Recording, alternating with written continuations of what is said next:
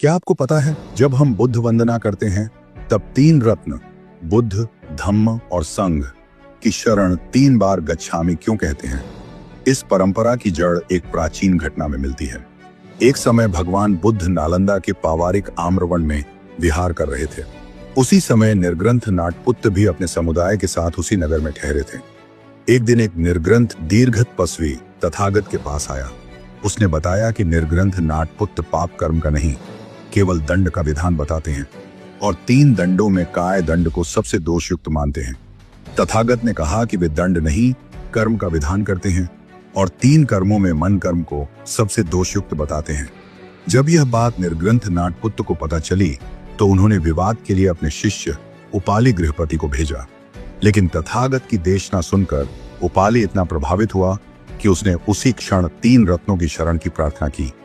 तथागत ने कहा, गृहपति, सोच समझ कर करो। यह सुनकर उपाली और गहराई से प्रभावित हुआ। उसने दूसरी बार शरण की प्रार्थना की। तथागत ने फिर कहा, लंबे समय से तुम्हारा कुल निर्ग्रंथों के लिए अन्न जल का आधार रहा है। यह मत समझना कि अब उन्हें पिंड नहीं देना चाहिए। उपाली का विश्वास और दृढ़ हो गया।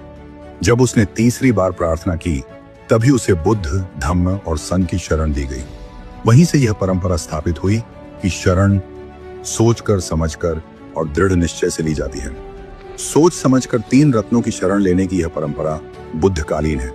इसीलिए आज भी बुद्ध वंदना में 3 रत्नों की शरण 3 बार ली जाती है। बुद्धम शरणम गच्छामि, धम्मम शरणम गच्छामि, संघम शरणम गच्छामि। और ऐसे ही मैं दूसरी बार बुद्ध, धम्म और संघ की शरण जाता हूँ और तीसरी बार मैं बुद्ध, धम्म और संघ की शरण जाता हूँ।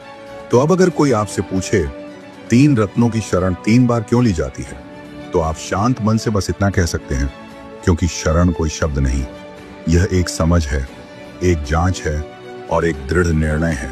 इसीलिए हम 1 बार नहीं, 2 बार नहीं, बल्कि पूरे होश और जागरूकता के साथ 3 बार बुद्ध, धम्म और संघ की शरण जाते हैं।